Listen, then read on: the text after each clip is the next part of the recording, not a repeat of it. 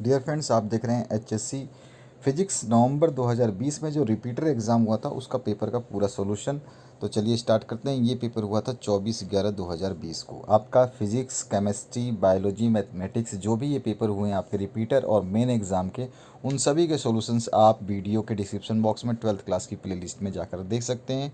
अगर आपको केवल क्वेश्चन पेपर चाहिए तो वो भी उसी प्लेलिस्ट में मिलेंगे, आपको सॉल्यूशन चाहिए तो वो भी उसी प्लेलिस्ट में मिलेंगे, यानी कि डिस्क्रिप्शन बॉक्स में 12th क्लास की प्लेलिस्ट ही आपके लिए सब कुछ है। चलिए स्टार्ट करते हैं पहले क्वेश्चन से, फटाफट सॉल्यूशंस को कंप्लीट करते हैं। पहला क्वेश्चन आया है सेलेक्ट एंड रीराइट करेक्ट, जो मतलब पहले क्वेश्चन के पार्ट्स में आया है। तो यहाँ पे क्या है, एमसीक्यूज है, इसमें पहले क्वेश्चन पूछे गए हैं। इसमें पूछा गया है nature of the wave front originating from A point source of light at a finite distance is. तो वो कैसा होता है, तो वो होता है स्फेरिकल, यानी कि आपका बी ऑप्शन करेक्ट हो जाएगा। आंसर यहाँ लिखा हुआ है। इसके बाद में आ जाते हैं सेकंड क्वेश्चन जो इसमें पूछा गया है। ये पूछा गया इन प्रैक्टिस पॉइजन्स रेशियो, यानी कि जो आपका सिग्मा है ये लाइज बिटवीन, कहाँ पे लाई करता है, तो ये आपका सी ऑप्शन करेक्ट हो जाएगा। 0 और 0.5 के बीच में लाई करता है। आगे बढ़ते हैं नेक्स्ट क्वेश्चन की तरफ। तो यहाँ पे पूछा गया है next question, detergents are use for cleaning the clothes because they, वो कैसे मतलब क्यों यूज़ किए जाते हैं, तो रिड्यूस सरफेस टेंशन। सिंपल सी बात है, आपने पढ़ा है फिजिक्स, अगर आपने पढ़ा है तो देखिए सभी को पता नहीं होता, लेकिन ये फिजिक्स का एक नॉर्म है, या फिर आप लॉ बोल सकते हैं या फिनोमिना बोल सकते हैं, जो है ये सरफेस टेंशन को रिड्यूस कर देता है। नेक्स्ट जो है फोर्थ आपका question, the total charge induced in a conducting loop when it is moved in a magnetic field depends upon, तो किसके ऊपर डिपेंड करेगा, वो डिपेंड करेगा आपका a total charge in the magnetic flux. ये ऑप्शन इसका करेक्ट हो जाएगा। आगे बढ़ते हैं पांचवें क्वेश्चन की तरफ, magnetic flux inside a solenoid is. तो सोलेनॉइड क्या होता है आपका, एक जो कुंडली नाम है, मतलब एक लोहा होता है, लोहे की छड़ वगैरह होती है, उसके ऊपर बहुत सारे तार जो लपेटे जाते हैं, बस इसी को सोलेनॉइड बोलते हैं सिंपल भाषा में।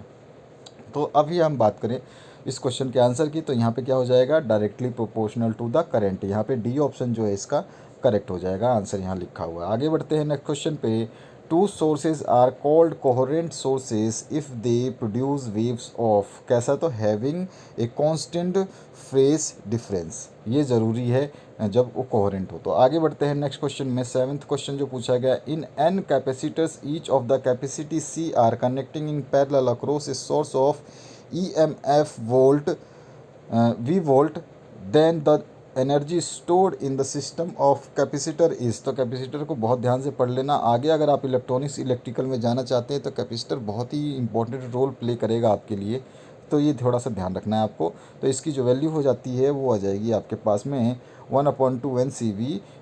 बी ऑप्शन इसका करेक्ट हो जाएगा। आपके सभी विषय के जितने भी सॉल्यूशंस है वो यहाँ पर लिख दिया गया है, तो आप उस प्लेलिस्ट में जाकर के डिस्क्रिप्शन बॉक्स में उनको देख सकते हैं। अगला बात करूँ मैं क्वेश्चन की, तो two disc made of same material and same thickness have radii 0.2 metre and 0.6 metre respectively, ratio of their moment of inertia about the perpendicular axis passing through the centre of mass is. तो इसका जो formula है वो आपको याद होना चाहिए, वो याद कर लेंगे तो इससे ये सॉल्व हो जाएगा। तो इसका आंसर जो हो जाएगा आपका डी हो जाएगा 1:81। तो ये इसका आंसर हो गया। इसके बाद मैं नेक्स्ट क्वेश्चन की बात करूं, तो two simple harmonic motions are represented by y1 4 sine 4 pi t plus pi and y equals to 3 cos pi 4 pi t, their resultant amplitude is. तो इनका रिजल्टेंट निकालना है आपका, तो कितना आ जाएगा, इसका डी ऑप्शन करेक्ट हो जाएगा, 7 यूनिट आएगा। इसको आपको सॉल्व करके थोड़ा सा आपको प्रैक्टिस करनी होगी, ताकि आपको इस टाइप के क्वेश्चंस जब एमसीक्यू आए तो उसमें कम से कम आप एक एक नंबर को ना छोड़ पाएँ। इसके बाद 10वां पार्ट जो पूछा गया इसमें, the susceptibility of a paramagnetic material is at 27 degree, its susceptibility will be in at temperature. तो ये आपको बताना है कितनी हो जाएगी। तो ये हो जाएगी आपका ससेसिबिलिटी जो मटेरियल की है ना, उसका फॉर्म होता है ये। इसके बाद में इसका जो आंसर आएगा वो आ जाएगा डी ऑप्शन 627 डिग्री सेंटीग्रेड। दूसरे क्वेश्चन की बात करें, आंसर द फॉलोइंग क्वेश्चंस। तो यहाँ पर सबसे पहला क्वेश्चन पूछा है, state the dimension of emissive power of a body. देखिए डायमेंशन फार्मूला तो आपका मैं जो 11th में आप जैसे ही आते हैं तो थोड़ा सा समझाया जाता है कि ये आपके जो यूनिट है ये क्यों पढ़ रहे हैं आप। अगर आपको किसी ने विस्तार से बताया होगा तो काफ़ी ज़रूरी होता है ये। तो इसका डायमेंशनल फार्मूला जो है एमिसिव पावर का हो जाएगा L0 m1t-3।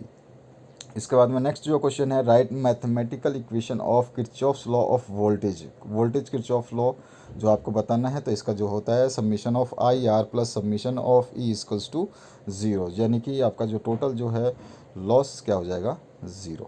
इसके बाद में हम बात करें what is the phase difference between the applied EMF and current flowing through a purely resistive circuit. तो इसका जो आंसर हो जाएगा phase difference between the applied EMF and current purely resistive circuit is 0।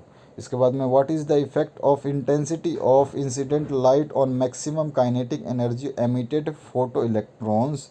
तो यहाँ पे क्या हो जाएगा, intensity of incident light does not have any effect on maximum kinetic energy of emitted photo electron.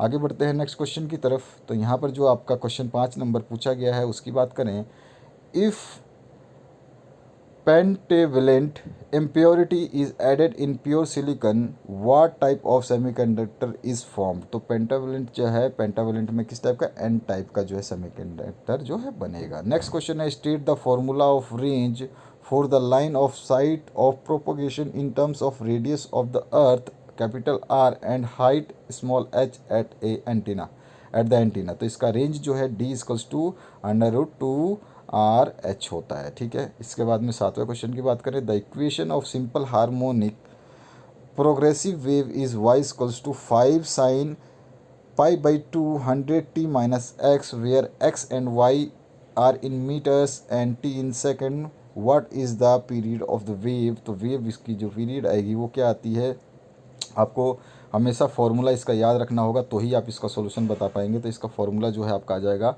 वो हो जाता है आपका, जानते ही हैं कि इस टाइप में आपका जब ये फॉर्म दिया हुआ है आपको देखना है, ये देखिए ये लिखा हुआ है, तो इसको हम जब कंपेयर कर देंगे ए साइन ओमेगा टी से, ठीक है, तो ये आपका जो है वैल्यू आ जाएगी। तो ओमेगा की वैल्यू आ गई और 2 पाई एन की वैल्यू जो है यहाँ पे एन की निकाल लेंगे तो टी आ जाएगा आपके पास 0.04 सेकेंड। तो इस तरह से सॉल्यूशन हो गया इसका न्यूमेरिकल का।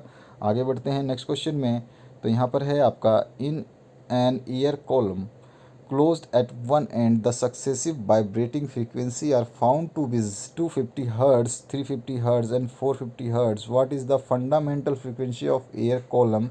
तो यहाँ पर जो है फंडामेंटल फ्रीक्वेंसी जो है एयर कॉलम की कौन सी हो जाएगी, देखिए ये आपका एयर जो कॉलम है, एयर कॉलम, ये क्लोज्ड एट वन एंड है और सक्सेसिव वाइब्रेटिंग फ्रीक्वेंसी है। तो इसमें फंडामेंटल ऑफ एयर कॉलम कितना होता है 250 हर्ट्ज, ये स्टैंडर्ड है, आप देख भी सकते हैं। इसके बाद में अगर हम बात करें बी सेक्शन की, तो यहाँ पे कोई भी 8 अटैम्प्ट करना है। क्वेश्चन नंबर 3 पूछा गया, prove that critical velocity of a satellite revolving close to earth surface is 2r। तो ये वाला जो इक्वेशन है ना वो काफ़ी इंपॉर्टेंट रहा है, कई बार क्वेश्चंस पूछे गए हैं इसके बेसिस पे, तो ये आपको थोड़ा सा ध्यान रखना है और पढ़ भी लेना है। तो इसका जो डेरिवेशन है वो हल्की सी छोटी सी है, ज़्यादा बड़ी नहीं है। तो यहाँ पे डेंसिटी आ जाएगी आपकी रो और यहाँ पे आ जाएगा मास, यहाँ पे क्रिटिकल वेलोसिटी VC और VC की वैल्यू आ जाएगी 2r अंडर रूट में, ठीक है। तो यही प्रूव करना था, ये हो गया। अब अगर हम बात करते हैं क्वेश्चन नंबर 4 की, तो इसमें आपको डिफ्रेंशिएट करना था centripetal force and centrifugal force में। तो सेंट्रीफ्यूगल आप ज़्यादा पढ़ेंगे, सेंट्रीपिटल फिर भी कम पढ़ेंगे। तो यहाँ पर आप इसके डिफरेंसेस जो हैं आमने सामने लिख सकते हैं। इस direction towards the centre of the circle और ये away from the centre of the circle होता है। ये रियल फोर्स होता है और ये पिसोडो फोर्स होता है। ये आप कोई भी इसमें आपको केवल अंतर बताने थे तो आपको इस तरह से बता देने हैं। आप सभी सब्जेक्ट के सॉल्यूशंस डिस्क्रिप्शन बॉक्स में ज़रूर देखें। 5वां क्वेश्चन जो है, what do you mean by radius of gyration of a body about A given axis, state it's SI unit and dimensions. तो यहाँ पर जो है रेडियस ऑफ जायरेशन की डेफिनेशन लिख देनी है। SI यूनिट जो होता है इसका मीटर होता है, डायमेंशन होता है L1 M0 T0। इसके बाद में क्वेश्चन नंबर 6 है, deduce the expression for the resonant frequency of series LCR circuit. तो यहाँ पर आपको डिड्यूस करना है एक्सप्रेशन को, तो इस एक्सप्रेशन को आपको बुक में से या जैसे भी आप याद करना चाहें वैसे याद करना होगा, तो जाके आप इसका LC सर्किट का है, LCR सर्किट का जो है एक्सप्रेशन कर सकते हैं। इसके फाइनल जो वैल्यू आएगी FR = 1/2 pi under root LC आ जाएगा। तो ये हो गया इसका सॉल्यूशन। इसके बाद में आपको डिफाइन करना है एक तो मॉड्यूलेशन को और दूसरा है ट्रांसड्यूसर को। मॉड्यूलेशन और ट्रांसड्यूसर और दूसरा आपका जो है कम्युनिकेशन के पूरे डायग्राम के बारे में कभी भी फिजिक्स में पूछा जा सकता है, तो आपको ध्यान रखना है, इस बार काफ़ी इंपॉर्टेंट रहेगा आपके लिए। आंसर इसके आपको पहला तो मॉड्यूलेशन है उसके बारे में डिफाइन करना है, तो ये आपका मॉड्यूलेशन हो जाएगा, जिसमें आपका क्या होता है, process of superimpose a low frequency signal on a high frequency wave called carrier wave और for large distance transmission is modulation. ठीक है, छोटे से जो जिसकी वेव छोटी होगी उस वेव को हाई लेवल की फ्रीक्वेंसी बना करके दूर तक के लिए ट्रांसमिट करना मॉड्यूलेशन है। और transducer it is a device converts one form of energy to the another form of energy, it is called transducer. Actually ये क्या होता है, ये आपको जो फॉर्म होता है यानी कि आपका जो प्रेशर है, अगर आप किसी चीज़ को दबाते हैं, सपोज़ करिए आप टेबल को या चेयर को या फिर पेन को या ब्रश को, किसी भी चीज़ को आप हाथ में लेके दबाते हैं, तो आपने जो उस पर फिज़िकल फोर्स लगाया है, इस फिज़िकल फोर्स को वो ट्रांसड्यूसर जो है महसूस करके आपको एक वेव अपने अलग यानी इलेक्ट्रॉनिक वेव में आपको वो दिखाएगा कि आपने कितना फोर्स लगाया। उस टाइप के जो एलिमेंट होते हैं या फिर इक्विपमेंट होते हैं उसको ट्रांसड्यूसर बोलते हैं, यानी कि वो एक फॉर्म की एनर्जी को दूसरे फॉर्म की एनर्जी में कन्वर्ट करके बता देते हैं आपको कि एक्चुअल में क्या चल रहा है। यानी कि हमारे जो डॉक्टर के पास बहुत सारी चीज़ें होती हैं, बट वो क्या है, सेंस करके आपको बता देते हैं, वो भी एक तरफ से ट्रांसड्यूसर है। उसके बाद में represent graphically the variation of kinetic potential and आपका partial forming of simple harmonic motion with the respect of displacement. तो इसमें क्या है, आपको ये डायग्राम बना करके इसको बता देना है, रिप्रेजेंट करना है, क्योंकि ग्राफिकली पूछा गया आपसे। ठीक है, इसके बाद में अगर हम बात करें नेक्स्ट क्वेश्चन की, तो 9th क्वेश्चन में explain why an astronaut in A orbiting satellite have a feeling of weightlessness, यानी वो उसको हल्कापन क्यों लगता है, ये आपको बताना है। तो इसके रीजंस यहाँ लिखे हुए हैं, आप इसको पढ़ के आराम से समझ सकते हैं। मेरा पढ़ना आपका पढ़ना बिल्कुल सेम होगा, आप आसानी से समझ जाएंगे। ठीक है, वहाँ पर क्या होता है, एक्सेलरेशन जो है वो सैटेलाइट में जी एकदम सेम होता है। ठीक है, और चलते आगे बढ़ते हैं। उसमें 10वें क्वेश्चन में a stretched sonometer wire is unison with a tuning fork when its length is increased by 4%, the number of beats heard per second is 6, calculate the frequency of fork। ठीक है, तो आपको फ्रीक्वेंसी आपको निकालनी है। सबसे पहले आपको एन वगैरह वाले में जाना पड़ेगा कि एन कम है या ज़्यादा, और आपको L1 L2 तो सारी चीज़ आपको गिवन ही है। तो आपके बाद में जब N2 जब निकाल लेंगे यहाँ से, तो N2 आ जाएगा N1 - 6, और for 2 wires of same material के लिए N1 L1 और बराबर होता है N2 L2 के। ये तो हमारे पास इक्वेशन होती है फिजिक्स में। इस इक्वेशन के अकॉर्डिंग हम सारी वैल्यूज़ को जब पुट करेंगे तो फ्रीक्वेंसी ऑफ द फोक्स आ जाएगी वो 156 हर्ट्ज़ आ जाएगी। ठीक है, हमारे इंडिया में केवल 50 हर्ट्ज़ पे काम होता है, और फॉरेन कंट्रीज़ में जो है ये हर्ट्ज़ ज़्यादा बढ़ जाती है, 60 हर्ट्ज़ पे वहाँ पे काम होता है। तो आपको ध्यान रखना है, अपने इंडियन फ्रीक्वेंसी जो हर्ट्ज़ की है वो 50 है।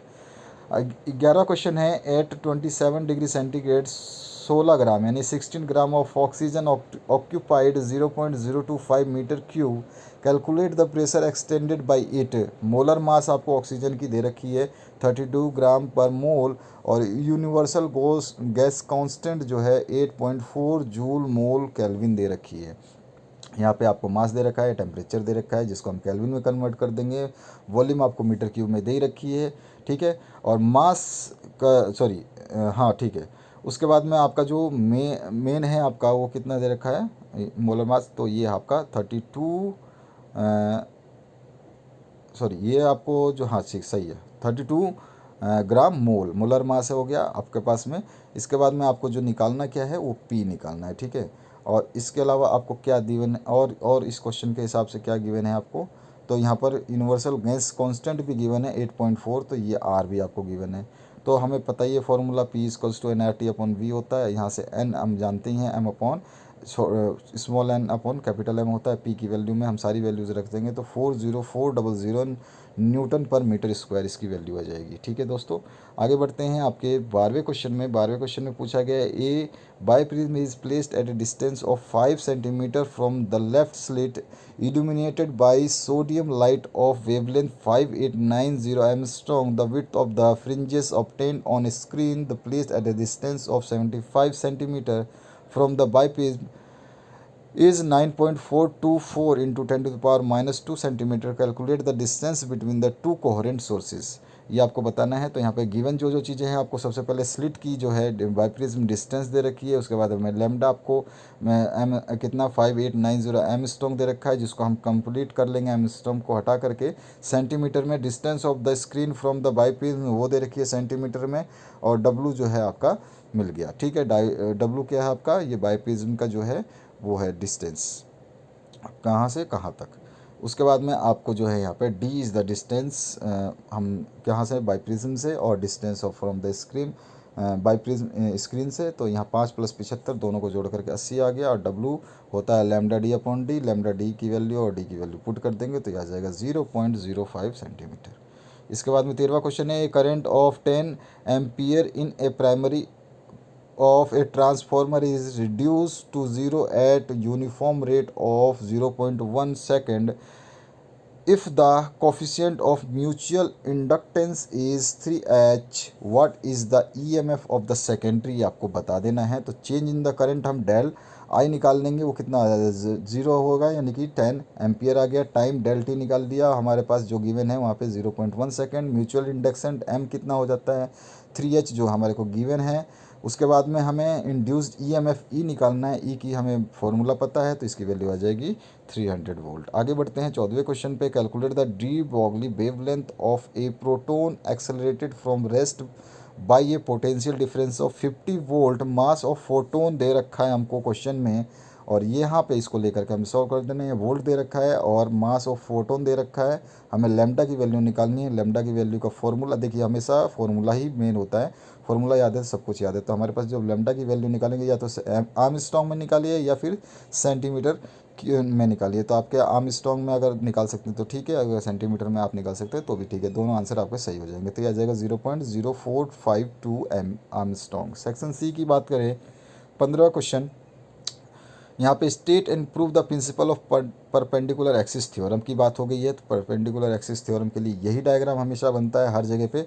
यही बनानी है आपको ले लेना है इसको एक्स वाई जेड, और जेड लेकर के बस आपको सिंपली बहुत आसानी से इसका आंसर आ जाता है. ठीक है, तो ये पूरा का पूरा आपको लिख देना है, ये डायग्राम बना देना है. और यहाँ पर जो नीचे थोड़ी सी डेरिवेशन जो होती है इसकी आई एक्स आई वाई और आई जेड का, उसको ज़रूर लिखना है आपको. ठीक है, तो ये हो जाएगा आपका परपेंडिकुलर एक्सिस थ्योरम की जो है एक मैथमेटिकल जो है फॉर्म. इसके बाद में state and prove Gauss theorem in electrostatics.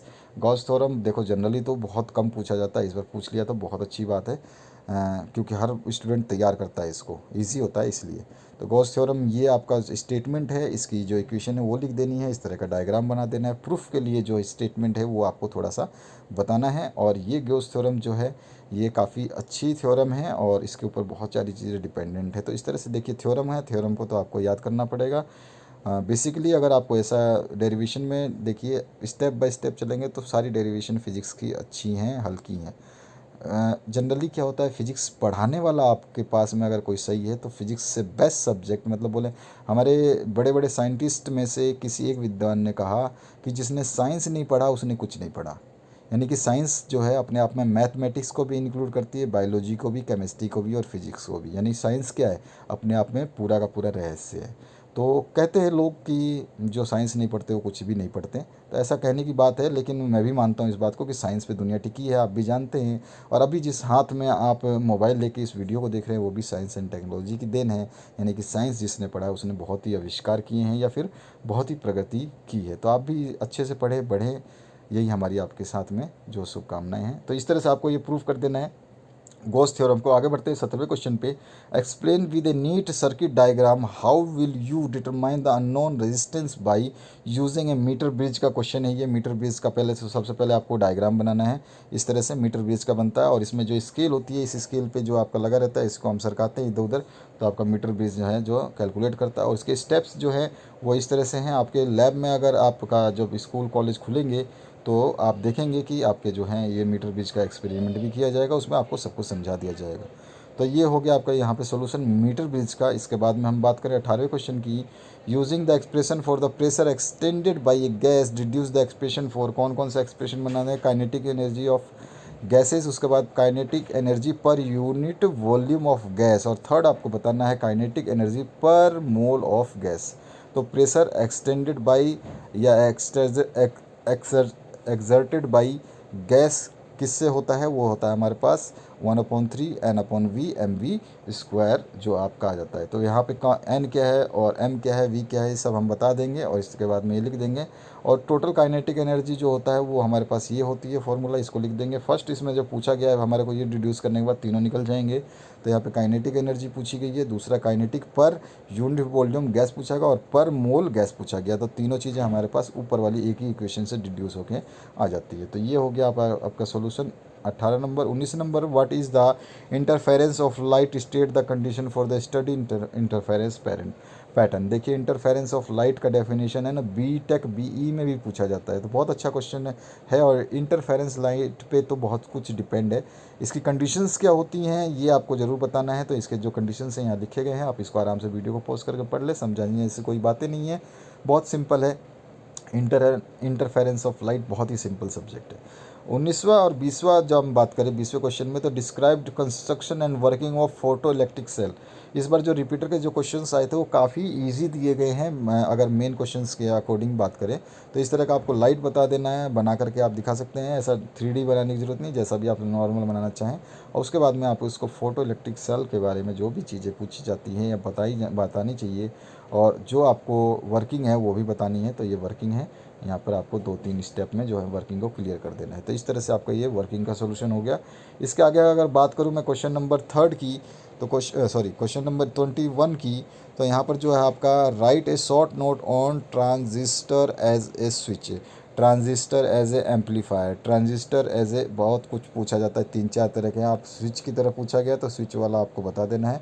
Generally student क्या है, transistor act as a amplifier याद करते हैं। तो ये आपको पूरा का पूरा सर्किट डायग्राम बनाना है और उसके बाद में कट ऑफ रीजन के बारे में आपको बता देना है। यहाँ पे जो देखेंगे आप लिख रखा है, तो इस तरह से आपको इसको बता देना। आगे बढ़ते हैं नेक्स्ट क्वेश्चन की तरफ। तो यहाँ पर आ गया 22वां क्वेश्चन। 22वें क्वेश्चन में आपका जो है यहाँ पर न्यूमेरिकल बेसिस है। तो यहाँ पर moving coil galvanometer has a resistance of 50 ohm and gives full scale deflection for a current of 10 milli ampere. How will you convert into an ammeter of range 0 to 50 ampere? Also calculate equivalent resistance of ammeter। तो सबसे पहले G आपको दिया हुआ है, ठीक है। IG आप निकाल ही लोगे, एम्पियर मिली एम्पियर में है तो एम्पियर में कन्वर्ट कर दोगे उसके बाद में। तो ये आपके पास में, इसके बाद में एक आपको करंट भी दे रखा है कि उसका, और उसके बाद में S और R इक्विवेलेंट आपको निकालना है। S का फॉर्मूला आपको पता है, सारी वैल्यूज़ आपको गिवन है, यहाँ पे निकल जाएगा वैल्यू। इसके बाद में हमें जो निकालना है नेक्स्ट आपका जो है आर इक्विवेलेंट का भी फॉर्मूला 1/G + 1/S। अभी आपके पास में G और 1 ये सब गिवन है, तो यहाँ से निकाल लेंगे, आपके पास आर इक्विवेलेंट आ जाएगा 0.01 ओम इक्विवेलेंट रेजिस्टेंस की वैल्यू। तो ये हो गया आपका सोल्यूशन। आगे बढ़ते हैं नेक्स्ट क्वेश्चन की तरफ। 23 number, determine the change in wavelength of light during it passes from air to glass if refractive index of glass with respect to air is 1.5, frequency of glass is 4 into 10 to the power 14 hertz, calculate the wave number of light in the glass. देखिए ये question दो तरह से पूछा जाता है, कभी medium तो आपका जो है एयर टू ग्लास में जाएगा या वाटर टू ग्लास में जाएगा, वाटर टू एयर में जा सकता है। यानी कि तीनों तरह के क्वेश्चंस को आपको तैयार करना है। फॉर्मूला आपको सेम लगता है, बस थोड़ा सा चेंजेस होता है कि आप मीडियम कौन सा वेरी करते हैं, ठीक है।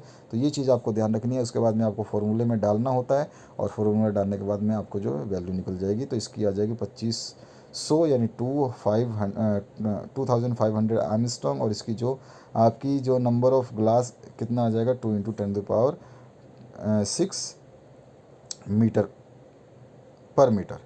अब इसके बाद में आ जाते हैं हम 24 नंबर क्वेश्चन पे। 24 नंबर क्वेश्चन है, a steel wire having cross section area 1 mm² is stretch by 10 newton, calculate the lateral strain produced in the wire if Young's modulus of steel is 2 into 10 to the power 11 Newton per meter square and Poisson's ratio of steel is 0.291। तो यहाँ पर आपको जो जो चीज़ें given है फटाफट लिख देनी है, डायरेक्ट आपके पास फॉर्मूला है उसमें पुट करना है, आंसर आ जाएगा। सबसे पहले आपको जो है यहाँ पर दे रखा है ए की वैल्यू, ठीक है। उसके बाद में यानी कि ए क्या है, एरिया हो गया। उसके बाद में फोर्स दे रखा है आपको, बाद में यंग्स मॉडुलस दे रखा है, इसके बाद में पोजीशन रेशो दे रखा है, सब कुछ तो दे रखा है। लेटरल स्ट्रेन निकालना है, वाई हमें पता होता है, लॉन्गिट्यूडनल स्ट्रेन का हम निकाल लेंगे, सारी वैल्यू रखेंगे, लॉन्गिट्यूडनल स्ट्रेन आ जाएगा। और हमें पता है सिग्मा होता है lateral strain upon longitudinal strain, और दोनों की वैल्यू जो रख करके भैया आ गई वैल्यू, तो 1.455 इंटू 10⁻⁵ ठीक है। आगे बढ़ते हैं नेक्स्ट क्वेश्चन की तरफ। 25वां क्वेश्चन जो है, यहाँ speed limit for vehicle on A road is 100 kilometre per hour. A police man detects A drop of 20% in the pitch of the horn of a car as it passes him. Is the policeman is justifying in pushing the car driver for crossing the speed limit? Velocity of sound in air दे रखा है आपको, जो है 340 metre पर second लेनी है। यहाँ पे अलाउड स्पीड जो है 100 किलोमीटर पर आवर है। अगर हम इसको सेकंड में कन्वर्ट करें तो हम निकाल सकते हैं इसको मीटर पर सेकंड में। आवर को जो है आपको सेकंड में करना है तो 60 में डिवाइड कर देंगे। उसके बाद में हम बात करें वेलोसिटी ऑफ साउंड गिवन है, ड्रॉप इन फ्रीक्वेंसी बता रहा है वो 20% का है। तो यहाँ पर जो है रिसीडिंग का निकालना पड़ेगा, ठीक है। जब आप इसको रिसीडिंग को निकालोगे तो as the source of approaching the listener is stationary, क्योंकि लिसनर तो स्टेशनरी है, सोर्स इज़ अप्रोचिंग। तो यहाँ पर जो है आपका अप्रोचिंग सोर्सेज के हिसाब से इस इक्वेशन को बना करके हम डाल देंगे। और डिवाइडिंग इक्वेशन नंबर 2 जो है आपका, इसमें हम क्या कर लेंगे, इसमें निकाल देंगे आंसर लास्ट में जा कर के। ये रहा आपका जो है ये पूरी की फिर वैल्यू इसमें आ जाएगी VS, यानी कि वेलोसिटी आ जाएगी आपकी 37.78 मीटर पर सेकेंड। तो यहाँ पर जो है आपका अलाउड स्पीड कितनी है 27.78 मीटर सेकेंड, और जो कार की स्पीड एट द टाइम जो है 37.38 मीटर सेकेंड, ठीक है। ये वो कितना ज़्यादा है, ज़्यादा है। तो यहाँ पर आगे बढ़ते हैं नेक्स्ट क्वेश्चन की तरफ। 26वां क्वेश्चन है, an electron in A atom revolves around the nucleus in a orbit of radius 0.53 Armstrong. Calculate the equivalent magnetic moment if the frequency of revolution of electron is 6.8 into 10 to the power 9 mega hertz. तो यहाँ पर जो चीज़ें दी गई है, are they रखी है आपको, रेडियस है, और फ्रीक्वेंसी दे रखी है। आपको निकालना क्या है, इसमें कैलकुलेट करनी है इक्विवेलेंट मैग्नेटिक मोमेंट, ठीक है। तो एम क्या होता है, आई ए होता है, और आई ए निकालने के लिए आपके पास फॉर्मूला आई का जो होता है A/T हो जाता है। तो यहाँ पर आप रख देंगे सारी वैल्यूज़ को जो जो आपके पास गिवन है। तो सिंपली जो वैल्यूज़ रखेंगे तो जब फाइनल वैल्यू आ जाएगी 9.6025 या 9.60 into 10 to the power -24 angstrom metre square, ये आपका जो है आ जाएगा। इसके बाद में हम बात करें यहाँ पर जो है सेक्शन डी का 27वां number question, form the differential equation of simple harmonic motion, obtain the expression of acceleration, velocity and displacement of a particle performing linear SHM। तो डिफरेंशियल इक्वेशन के लिए आपको ये सारे के सारे जो आपका सिंपल हार्मोनिक मोशन की जो डेरिवेशन है उसको आपको ध्यान रखनी होगी। इसमें कुछ ऐसा नहीं है, जो डेरिवेशन अगर आपने पढ़ी है तो आप इसको कर सकते हैं। ए पार्ट हो गया। इसी तरह से आपको obtaining expression for the velocity, तो ये आपका बी पार्ट हो जाएगा, ठीक है। इस तरह से आपको वेलोसिटी की निकालनी पड़ेगी, और इस तरह से आपका जो है कंप्लीट हो जाएगा। और यहाँ पर जो है फाइनल ये वाला सब्स्टिट्यूट कर दोगे तो ये वेलोसिटी का आ जाएगा। इसके आगे बढ़ते हैं तो यहाँ पर आपका एक और चीज़ बचा हुआ है जो हमसे पूछा गया था, सी पार्ट। तो यहाँ पे कंप्लीट हो जाएगा। और C part expression for the velocity displacement, तो सी पार्ट में हम इसको सब्स्टिट्यूट करेंगे ऊपर वाली वैल्यूज़ को, जहाँ जहाँ ज़रूरत है तो वहाँ पर उसका हमारे पास ये आंसर आ जाएगा। तो इस तरह से ये डेरिवेशन करनी थी, इसमें कोई आपको कुछ भी ज़्यादा नहीं करना था। डेरिवेशन हमेशा आपको याद रखनी है, चाहे कोई सा भी हो। 28वां क्वेश्चन है, draw a neat and level energy level diagram for explain first 2 series of spectral lines for hydrogen atoms. तो इस तरह का हाइड्रोजन एटम का जो है डायग्राम आपकी बुक से भी है, आप वहाँ से देख सकते हैं। और इस तरह का आपको डायग्राम जो है बनाना है। इसमें फ्रिंजेस जो होती हैं उसकी विड्थ जो है कम ज़्यादा होती जाएगी जैसे जैसे हम जो बैंड को क्रॉस करेंगे या लेवल को क्रॉस करेंगे। यहाँ पर इस तरह से ये पूरा का पूरा जो है, पहला तो लाइमन सीरीज़ बता देनी है यूवी, और जो कि आपका दूसरा होता है बालाम्बेर सीरीज़ जो विजिबल होता है, ठीक है। इन दोनों चीज़ों को लिख देना है। आगे बढ़ते हैं 29वें क्वेश्चन में 29 नंबर पे, obtain expression for the period of conical pendulum. Conical pendulum का जो है इसमें पूछा गया है, जनरली क्या है, दूसरे भी आपका पूछ लेता है तो आपके ऊपर डिपेंडेंट है। और एन ऑब्जेक्ट ऑफ मास इसमें दिया गया है 100 gram, moves around the circumference of a circle of radii 2 metre with constant angular speed 7.5 radian पर सेकेंड। कैलकुलेट लीनियर स्पीड और सेंट्रीपिटल फोर्स, दोनों चीज़ें बतानी हैं। तो यहाँ पर आपको ऑब्टेन भी करना है और ये भी करना है। तो सबसे पहले तो ऑब्टेन कर लेते हैं, ठीक है। सबसे पहले ऑब्टेन वाला काम करना है, बड़े क्वेश्चंस को उसी हिसाब से करना है जिस हिसाब से पूछा गया। तो ऑब्टेन के लिए आपको ये डायग्राम बना देना है और उसके बाद में आपको इसकी डेरिवेशन कंप्लीट करनी है। डेरिवेशन कंप्लीट करने के बाद में जो है आपको जो भी चीज़ें पूछी जाएगी वो चीज़ आपको कंप्लीट करनी है। आगे बढ़ते हैं। यहाँ पर आपका जो है उस क्वेश्चन का जो मास गिवन है, लीनियर स्पीड गिवन है, रेडियस गिवन है, सेंट्रीपिटल फोर्स जो आपको निकालना है और ओमेगा जो है वो दे रखी है स्पीड। उसके बाद में फोर्स की जो है एम ओमेगा स्क्वायर आर आ जाएगा और ये आ जाएगा 11.25 न्यूटन। आगे बढ़ते हैं तीसरे क्वेश्चन पे। Define angle of constant state any two characteristics of angle of angle of contact है, कांस्टेंट बोल दिया था मैंने। और यहाँ पर जो इसके साथ में water rises to height 3.2 centimetre in a glass capillary tube, calculate the height of the same water rises in another capillary having half area of cross section. तो यहाँ पर कंडीशन दे रखी है, पहले तो आपको एंगल ऑफ कॉन्टैक्ट जो है वो डिफाइन करना है। डिफाइन करने के बाद characteristics of angle of contact बताना है। उसके बाद में आपके पास में H1 दे रखा है, A2 दे रखा है, H2 निकालना है आपको। फॉर्मूले में डायरेक्ट रखेंगे, सारी वैल्यूज़ आपके पास कंप्लीट है तो आपको इसमें दिक्कत नहीं होगी। जस्ट आपको सिंपल वन स्टेप क्वेश्चन है, यहाँ पर जब निकालेंगे तो 4.5 सेंटीमीटर आ जाएगा। 31 नंबर जो क्वेश्चन है इसमें एक्सप्लेन करना है free vibration and forced vibration को।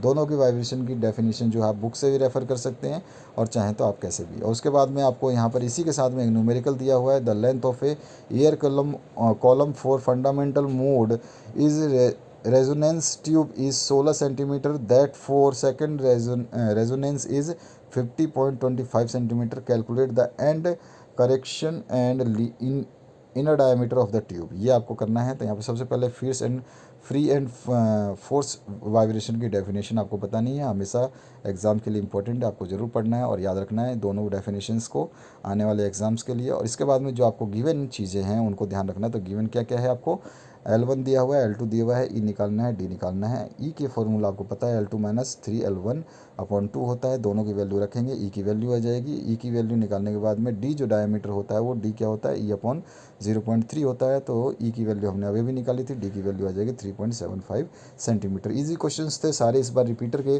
तो अच्छा लगा इस क्वेश्चन पेपर को सॉल्व करके और आपको भी काफ़ी हेल्प मिलेगी इस पेपर से। बाकी आपके मेन एग्जाम के क्वेश्चन पेपर भी सॉल्व कर दिए गए। कोई भी सब्जेक्ट का क्वेश्चन पेपर अगर सॉल्यूशन आप देखना चाहते हैं तो डिस्क्रिप्शन बॉक्स में जाएं, प्लेलिस्ट को विजिट करें, आपको सब कुछ मिलेगा वहाँ पे। Thank you very much for watching this video. सारे question paper and solutions update किए गए हैं और जो आपको कोई डाउट लगता है तो आप कमेंट सेक्शन में कमेंट जरूर करें। Thank you very much once again.